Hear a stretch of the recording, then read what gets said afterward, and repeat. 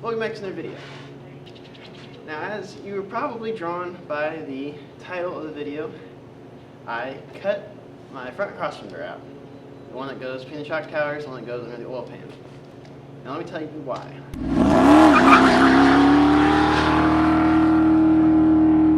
So it all started on one run to take some trash off, okay?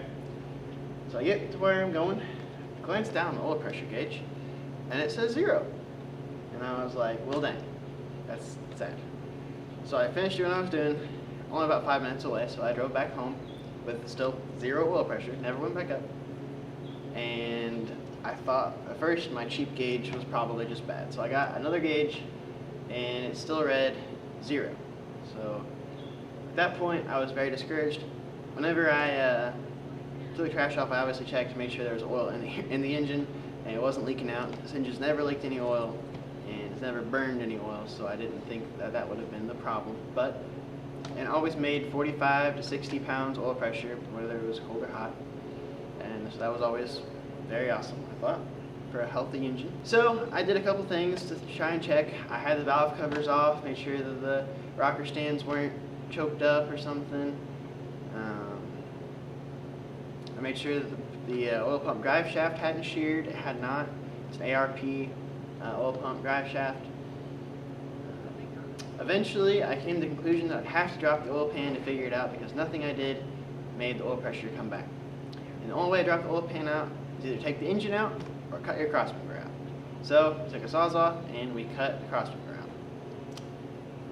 And then we designed it so we could bolt it back in, which was an awesome thing to do. We just took a square tube, metal tube, put some holes in it, 2 bolts, so it's a bolt-in crossmember. It's probably even stronger than the original one, and I'm very happy with how it turned out. I'll show you guys the picture here in a second. So, crawling under the car here, you can see our bolt-in crossmember. We were able to cut it right there, as you can see, and then my dad welded some ends to this metal tube. I don't remember the thickness of it, but it was pretty darn thick. And then we just used these grade 8 bolts to bolt it in, that side and this side as well. We had to do a little clearancing on top to clear this oil pan. However, this is a Galaxy or a full-size Ford oil pan, so you know, maybe yours wouldn't need that.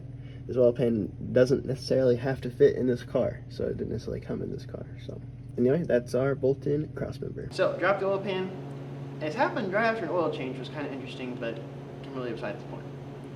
And we discovered that the check valve had stuck in the oil pump and it had stuck open, and it was just shooting all the oil out of the pump, not building any pressure. But with a little bit of jiggling, we got that thing to come free.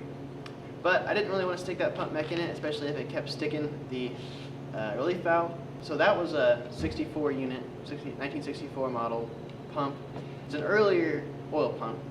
We left that off and we put the 391 from the 390 back on and reinstalled everything, and it made oil pressure. So just an important thing to look at is your oil pressure relief valve inside your oil pump. It's designed to regulate the pressure, the engine oil pressure, to a certain PSI, no matter what the RPM. So you don't build too much pressure at 5,000 RPM, so you don't build too little pressure at 700 RPM. But they can get dirt in those valves and they can stick, or they can just get wore out. The spring can wear out, the spring can break.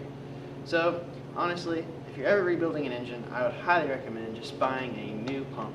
You're probably going to have better luck than trying to reuse an old one, unless you clean it out very well and maybe even shim the spring a little bit so it's got a little more pressure than it should.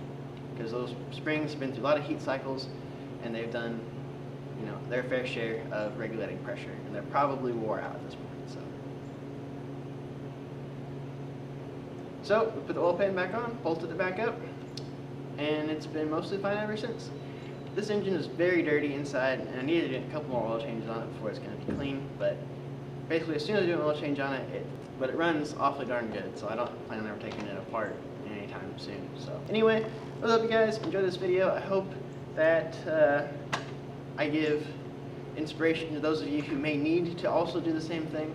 You can do it, and it should be totally fine. Just don't get crazy with your Sawzall whenever you're cutting the crossmember out. Anyway, I love you guys and enjoyed, and we'll see you next time on It'll Run.